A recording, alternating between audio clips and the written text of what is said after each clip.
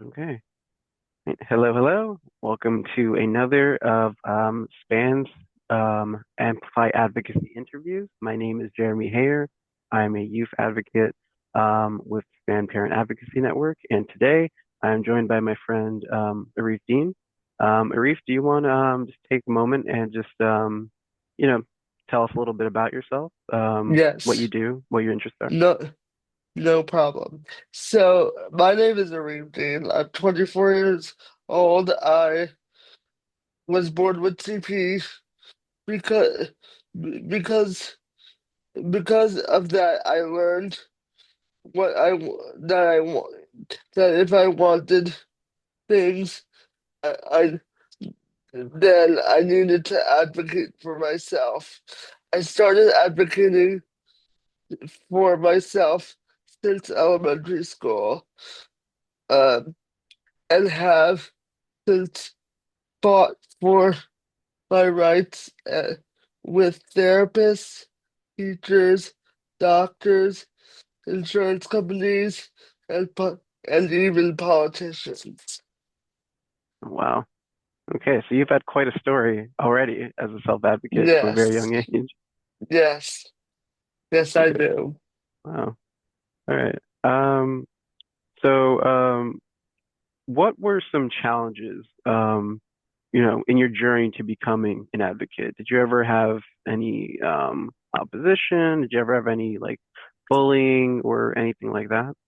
It's funny that you asked that because whenever I call places and uh, like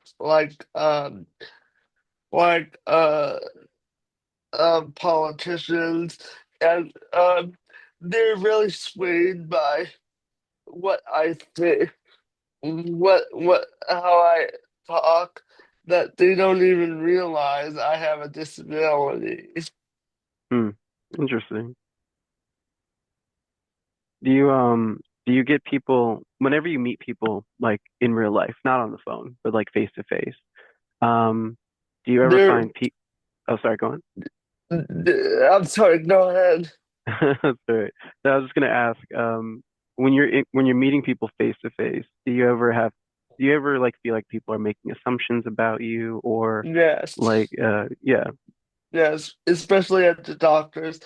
And when I start speaking, they're blown away because my profile does not match what I really am due to Mm, the disability of my nature and intellectually. So it really doesn't match up.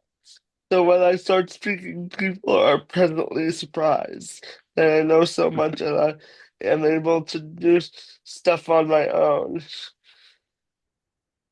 awesome, awesome. I mean, that's kind of interesting because when we were first, trying to get you onto the interview, um I think I asked Rachel because I don't think we had met before this. Hold So on. I oh sorry. Uh, I'm sorry. Go ahead. No, that's all right. Like what I was saying was that when I was initially like when Rachel initially told me about you, I didn't know anything about you, so I was like, oh, just Yeah.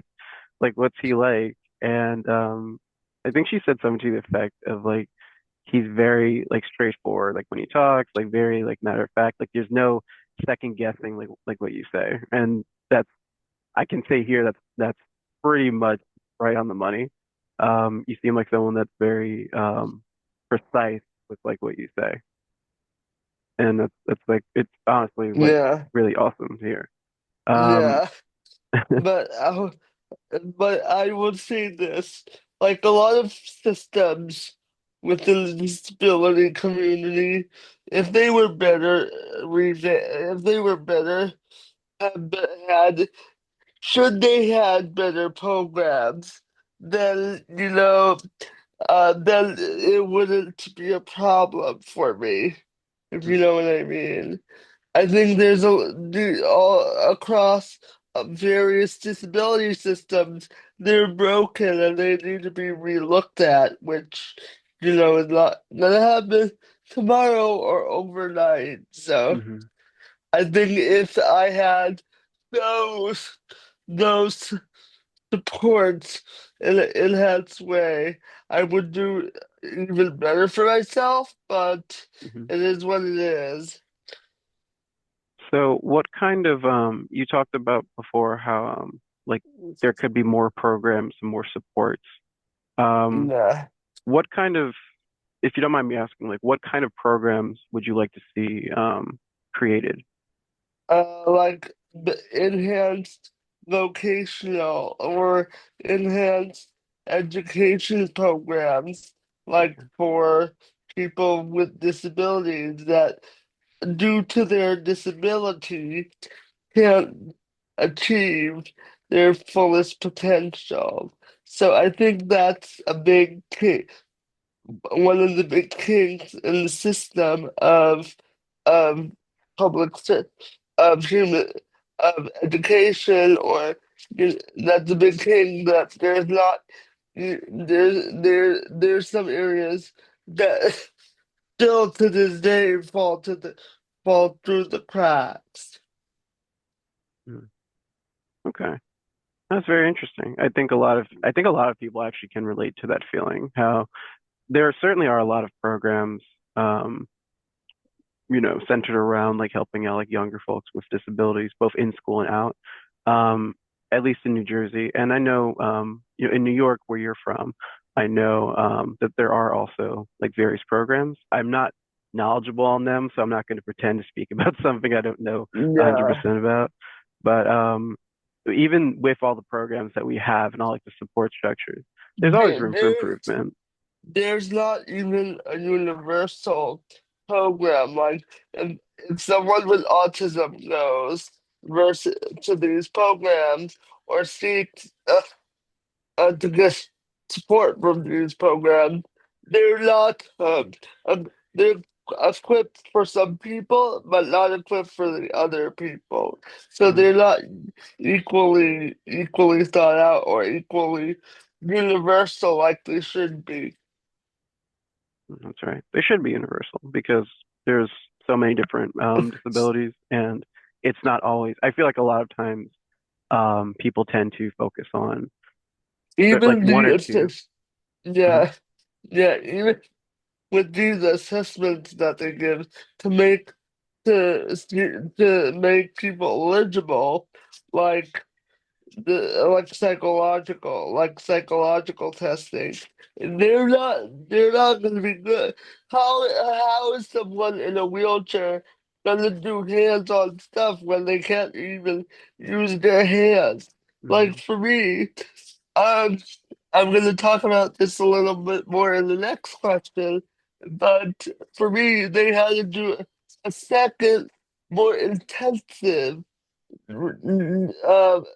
uh, testing on me when I was in school because they didn't feel like I was matching the profile with my previous testing that I had done. So even with that with even with that testing that was initially done, I couldn't even do half of the stuff. So half of the stuff was omitted for Mm. me, you know?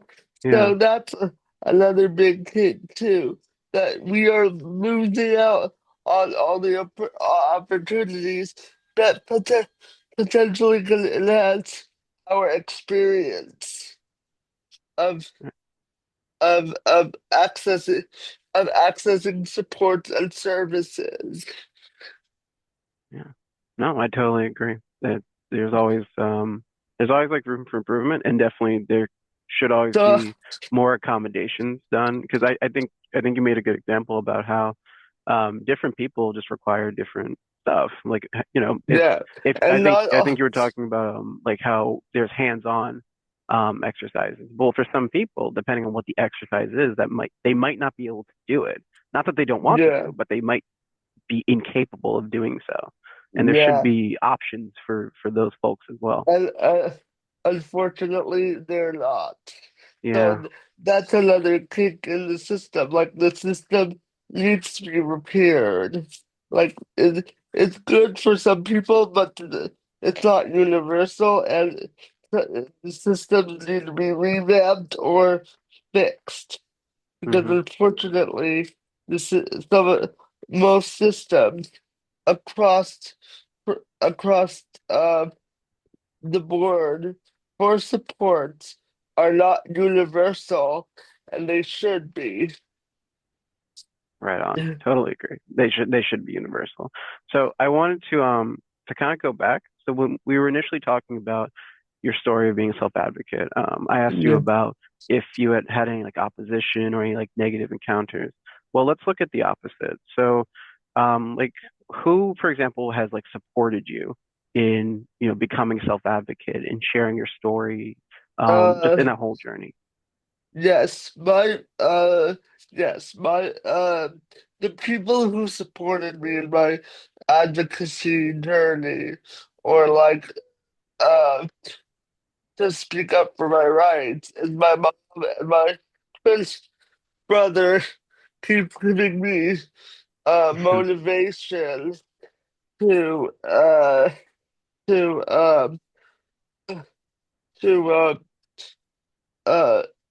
to uh to uh speak up for myself. I when they say I can't do anything, if I can't do certain things because of my disability, that motivates me more to want to do those things that people think I'm incapable of doing. Very interesting. And your brother is Atif. Yes. I always I'm trying for the last week to like make it like clear in my head. I'm like, this is Arif you're talking to, not Atif. Atif Yeah, for the I I get that a lot, so that's totally okay. well, for those that are unaware, one of our very first Amplify advocacy interviews, that was done with my colleague Johan. That was with Atif Deen. I think it was actually the very first Amplify advocacy Yeah, interview that we had on at least on YouTube. yeah, And that was for like 3 to 4 years ago. So it's kind of interesting how it's kind of come full circle now with now we have both your brothers yeah, on the recording. yes. Okay. So you said how like your mother and your brother they were very influential in being inspiring to you and also like um being great motivation for you as well. Is that correct? Yes, yes, All right. So let's go a bit further. Let's talk about accomplishments. Can you share any accomplishments that you're particularly proud of, or that you like to you like to speak about? yes. So, the the accomplishments I had Hmm. in my advocacy career is I I was successful in obtaining I was successful in obtaining compensatory educational services after, after legal sir after obtaining legal services. I was able to get my therapies and uh and insurance issued a denial for them, and I was able to get legal assistance with my education. Okay. Regarding Yeah. the insurance companies, that I know that must not have been easy because they No, tend to that be very annoying with that kind of stuff. yes, yes, yes.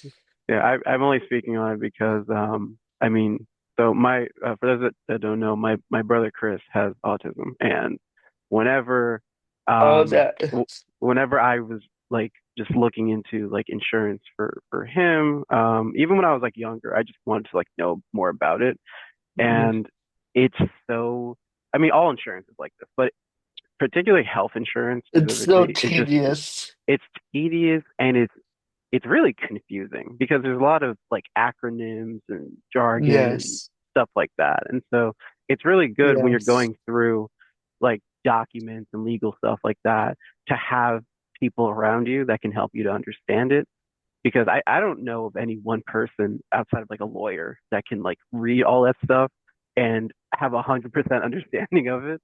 And I'm certainly no lawyer. That's So what I had to, yes, that's what I had to do with these denials and my education services because my school district didn't want to give me any education.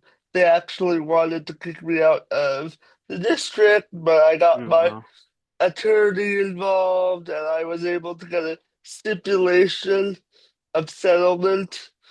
So they were able to provide me some of my services that I was entitled to that I missed due to the compensatory education and due to the New York State allowance for COVID allowance for people that were graduating in the 2021 to 2022 school year. Mm. And So getting those benefits, it takes a long time too, right? yeah, It's not a yes. quick process at all. No, it's not. I remember like I started this back in November, and the stipulation was settled back in um um by July. So that's when everything got into motion and started falling into place. Wow, you're much more patient than me. I would not be. I mean, I'd probably Yeah, go through it, but I'd probably be complaining a lot more. yeah. Okay, okay, so my next question is why is the inclusion of individuals with disabilities important? Why do you think that? So people don't perceive us to be different in our needs and our ways. Uh in our needs and our ways to to be and that really leaves room for discriminatory action, which I'm not okay with. Mm, So I think that's really unfair and that's really insulting to the disabled community that they look at us separately. yeah. Yeah, and that's so it's important to like really talk about this because I mean especially in today's age where it seems like a lot of media is trying to be more inclusive overall. But I wrote actually little side tangent here. I wrote a blog post not too long ago about disability representation in media and about how at least in like the modern age, how while it's definitely Oh, come a long way since like the 80s and oh, like earlier, it's congratulations. thank That's a, you. yeah, you must be proud of yourself. I mean, I didn't come up with the topic. I want to say it was Rachel that gave me the idea for it. So Oh, I don't want to take like all the credit. I just wrote the thing. But anyway, like going back to it, what I found when I was like doing like my research about it was that while modern movies and books and even like video games, while they are striving to include more individuals with disabilities, um, it's still the way that folks are included can sometimes come off as very tone deaf. yeah. So, And yeah, sorry, go on. What were you do gonna say? you mind sharing how your idea, how your um, how that came about? Because you got me really interested. Well, I mean, I can talk about like the research that I did.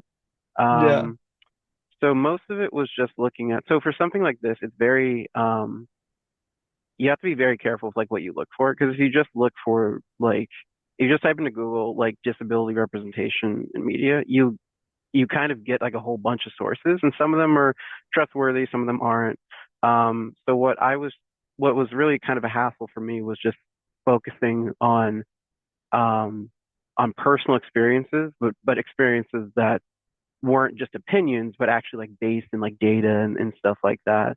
And what I just found is that a lot of people they they would look at different characters that were like portrayed, having MS or Down syndrome or autism, and they would look at those characters, and most of the time they would look at the characters in a kind of negative light because they weren't the disability defines the character, and that's not really good because people are more than just one thing.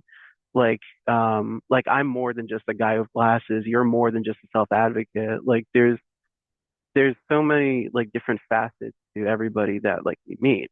But if you're someone that let's say you're wheelchair bound and you look at a character that's on your favorite sitcom or something that's also in a wheelchair, if that character's only dialogue and actions and such are only revolving around the wheelchair, then they're not really a person. They're just they're just commentary. And a lot of people feel pandered and talked down to when they encounter that. And that was really interesting for me because I always kind of assumed that having any representation was a good thing, but that was a kind of learning experience for me because I realized that if you're going to represent a group of people, you have to do it right and you have to be respectful and accurate to it. I mean, that's at least how I saw it. Yes. Thank you for sharing that. I have to Mm. go. I have to. Uh, I have to surround myself around you because you look like you really know your stuff. Thank you. I mean, I most of what I say is always just stuff that like I had to look up beforehand. So, I No. mean, I'll still take the compliments though. Thank you. But let's go on to our last question, and then we'll do a bit of a wrap up. So the last question is, do you think it's more important? Sorry, do you think it's important for others to share their experiences? Yes, I think so too. And I think so because, and especially for reach, people should re, people should reach out to to uh uh to I think it's important in a way, and it's a way of advocating with the government, Mm, and reaching out to your local elected officials or state officials and tell them what your experiences are, writing them on, like sending an email, writing a letter, or so, and I think, or like calling, because I think that's important because hmm there's still discrimination uh, and unfairness going on around disability services and the disability community, like with accessibility, with transportation.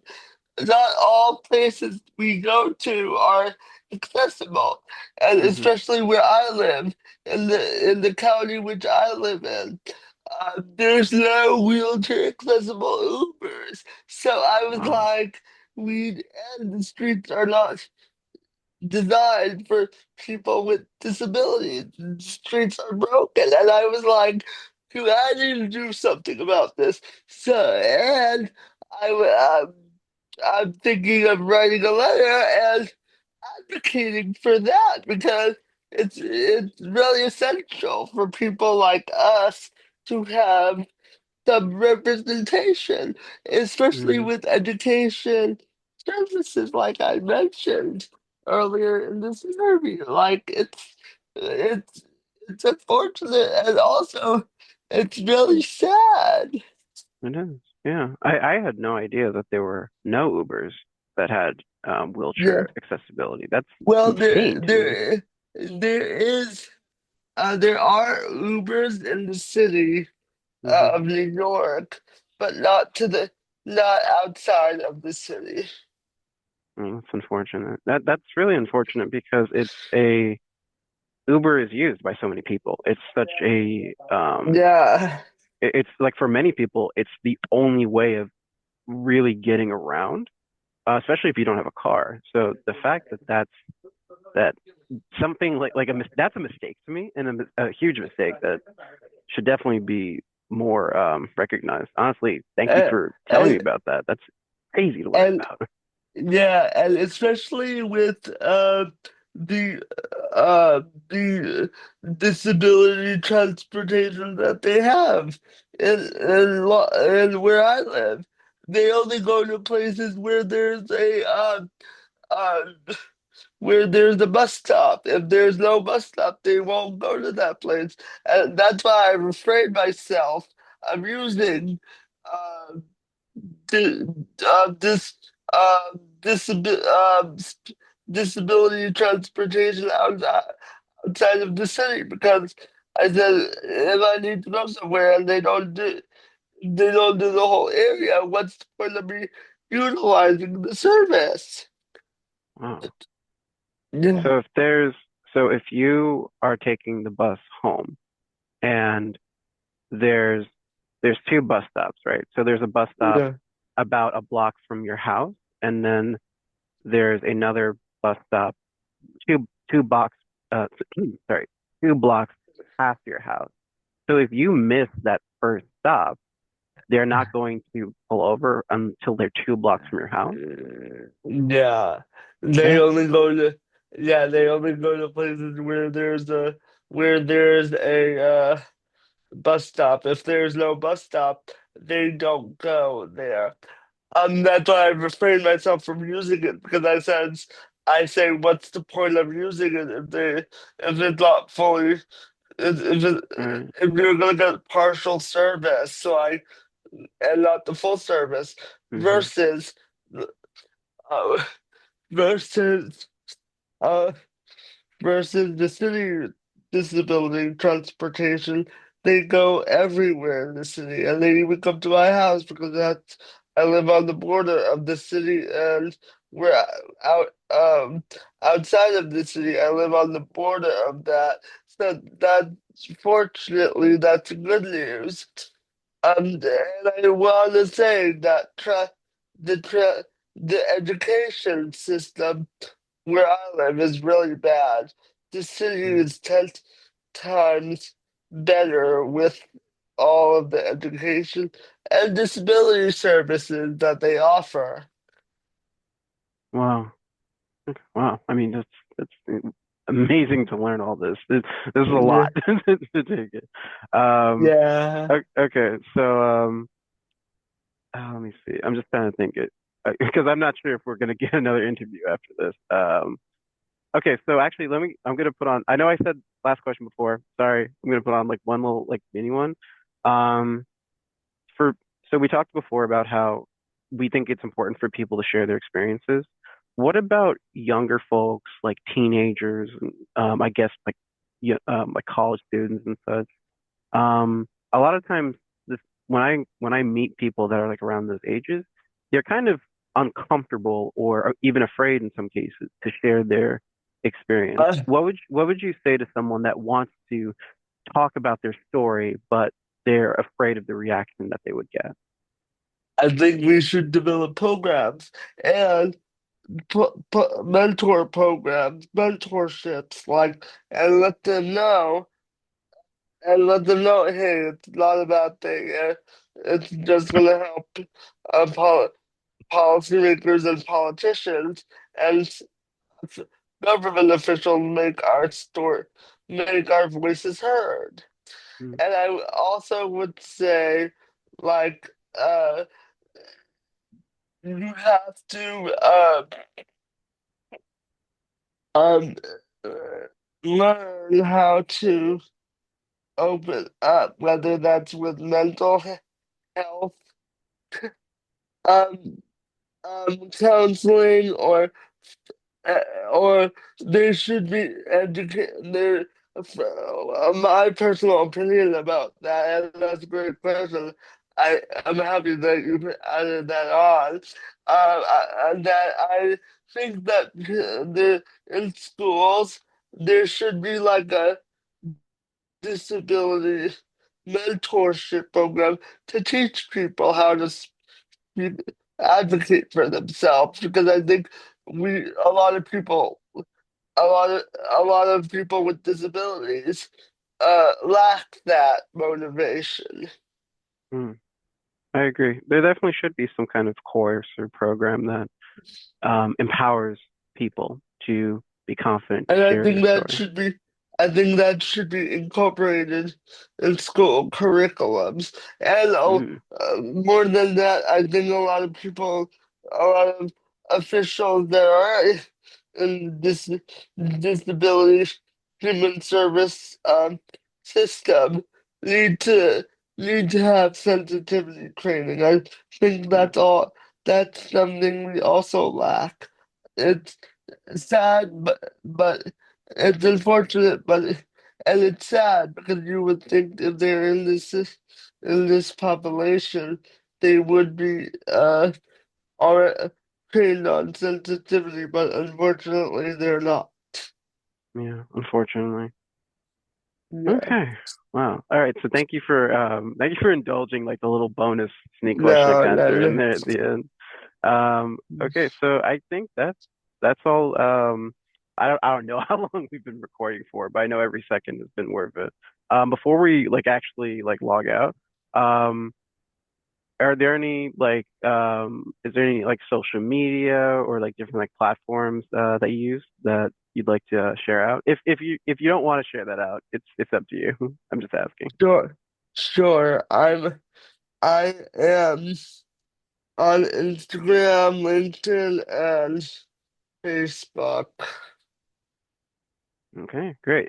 And we're going to include the links for all of those social media, as well as span social media and different projects and resources. And speaking of, are there any like big projects that you're going to be a part of that you like to talk about? Well, I'm on one project that Span is also a part of, and I'm also on the uh um uh I'm also a part of NASA, uh a part of family. That's also a part of Span and Family Voices. Um, I'm on their board and I'm on the I work I work on a Span built approach. Actually, I helped to fight for funding for that um, project with Josie and yeah, Right. With Josie Badger. yeah, Okay. I think she's almost a household name over here. So that should get a lot of yeah. attention. Okay, so we're going to include some information about Family Voices and the other projects that Arif is a part of. The subscription is going to be just full of a whole bunch of stuff. And always I'm always open to join more. So if people that are watching more more projects after watching this interview that they want to um, uh, uh, offer, available to that. So I just want to put that out there. Awesome. Appreciate it. All right, everyone. Well, thank you so much for watching another of our Amplify Advocacy series. It looks like well, we're recording this in December, so it looks like this is probably going to be the last interview for 2024. So thank you all so much for listening to us speak and for for including your support and all that. And I guess we'll see you guys in 2025. So, Have a bye busy everyone. year, Have a great day. everyone. Thank you. Bye.